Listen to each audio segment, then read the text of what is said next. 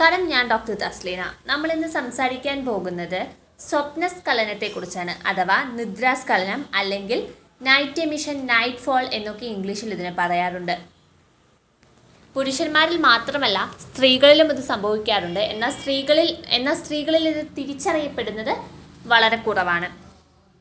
എല്ലാ പുരുഷന്മാരിലും സ്വപ്നസ്ഖലനം നടക്കണം എന്ന് നിർബന്ധമൊന്നുമില്ല.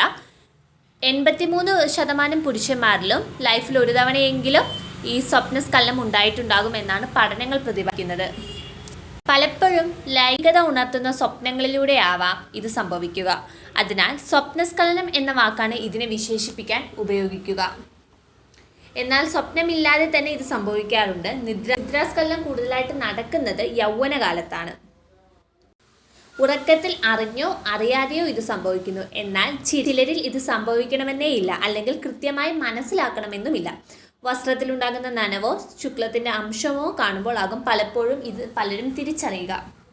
ലൈംഗിക ബന്ധം അല്ലെങ്കിൽ സ്വയംഭോഗം ആഴ്ചകളോളം ഒഴിവാക്കുന്ന ഒട്ടുമിക്ക പുരുഷന്മാരിലും ഈ പ്രതിഭാസം ഉണ്ടാകാൻ സാധ്യതകളേറെയാണ്. ടെസ്റ്റോസ്റ്റിറോൺ എന്ന പുരുഷ ഹോർമോൺ ഉയർന്ന തോതിൽ കാണുന്ന കാലഘട്ടമാണ് കൗമാരം. അതിനാൽ കൗമാരപ്രായക്കാരിൽ ഇത് സാധാരണയാണ്. ഇതോടൊപ്പം ലിംഗോദാരണവും ആൺകുട്ടികളിൽ ഉണ്ടാകാറുണ്ട്. ഇതേപ്പറ്റി അറിവില്ലാത്ത കൗമാരക്കാർ പലപ്പോഴും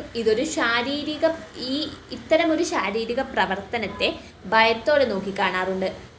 മിക്കപ്പോഴും കൂട്ടുകാരിൽ ഇതേപ്പറ്റി അപക്വമായ അറിവുകളായിരിക്കും അവർക്ക് ലഭിച്ചിട്ടുണ്ടാവുക. ആൺകുട്ടികൾ ഇതൊരു രോഗമായി വരെ തെറ്റിദ്ധരിക്കപ്പെടാറുണ്ട്. അതിനാൽ കൗമാരപ്രായക്കാർക്ക് തങ്ങളുടെ ശാരീരിക മാറ്റങ്ങളെപ്പറ്റി ശാസ്ത്രീയമായ അറിവുകൾ പകർന്നു കൊടുക്കേണ്ടത് അത്യാവശ്യമാണ്. എന്നാൽ പുരുഷൻ ഏകദേശം ജീവിതകാലം മുഴുവൻ പ്രത്യുൽപാദന ശേഷി ഉള്ളവനായി തുടരും എന്നതിനാൽ തന്നെ പ്രായം കൂടുന്തോറും ഇത് സംഭവിച്ചു കൂടായികയില്ല. സ്വപ്നസ്ഖലനം ലൈംഗിക ശേഷി നിയന്ത്രിക്കുകയോ ശേഷിക്കുറവോ അല്ല സൂചിപ്പിക്കുന്നത്. ആരോഗ്യമുള്ള ഒരു പ്രത്യുൽപാദന വ്യവസ്ഥ ആണെന്നതിൻ്റെ ഒരു സൂചന മാത്രമാണ് ഉറക്കത്തിലുണ്ടാകുന്ന സ്ഖലനം. സ്ത്രീ സ്ഖലനം പുരുഷ സ്ഖലനത്തെക്കാൾ കൃത്യമായി തിരിച്ചറിയാൻ ബുദ്ധിമുട്ടായിരിക്കും. ഉറക്കത്തിലുണ്ടാകുന്ന ഇത്തരം സെക്ഷൽ തോട്ട്സ് അല്ലെങ്കിൽ സെക്ഷലി റിലേറ്റഡ് ആയിട്ടുള്ള സ്വപ്നങ്ങളൊക്കെയാണ് പലപ്പോഴും സ്വപ്നസ്ഖലനത്തിന് നയിക്കുന്നത്. അങ്ങനെ അല്ലാതെയും ഇതുണ്ടാകാം. പ്രായം കൂടുന്നതനുസരിച്ച് കുറഞ്ഞു വരുന്ന കാണാറുണ്ട്. എന്നാൽ പ്രായം കൂടുന്നതനുസരിച്ച് സംഭവിക്കാറില്ല എന്നല്ല പറയുന്നത്. ഇത് സ്വാഭാവികമായി ശരീരത്തിൽ ഉണ്ടാകുന്ന ഒരു മാറ്റം തന്നെയാണ്. പൊതുവേ ഈ പ്യൂബർട്ടി ടൈമിൽ മസിൽസ് ഡെവലപ്മെൻറ്റ്സ്, അവർക്ക് സൗണ്ട് മാറുന്നു. അതുപോലെ തന്നെ ഹോർമോണിലുണ്ടാകുന്ന വ്യത്യാസങ്ങൾ കാരണം ഉണ്ടാകുന്നതാണ് ഈ സ്വപ്നസ്ഖലനവും.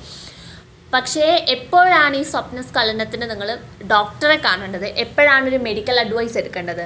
ആഴ്ചയിൽ 5-6 തവണ സ്വപ്നസ്ഖലനം ഉണ്ടാവുകയും കൂടാതെ അത് ഉണ്ടാകുമ്പോൾ അമിതമായിട്ട് ചൊറിച്ചിൽ, പുകച്ചിൽ, വേദന അങ്ങനെ എന്തെങ്കിലും ബുദ്ധിമുട്ടുണ്ടെങ്കിൽ അത് ഒരുപക്ഷെ നിങ്ങളുടെ പ്രോസ്റ്റേറ്റിന് എന്തെങ്കിലും പ്രോബ്ലംസ് ഉണ്ട് എന്നതിൻ്റെ ഒരു ഇൻഡിക്കേഷൻ ആകാം. അങ്ങനെ എന്തെങ്കിലും ബുദ്ധിമുട്ടുണ്ടെങ്കിൽ തീർച്ചയായും വൈദ്യസഹായം നേടാൻ മടിക്കരുത്.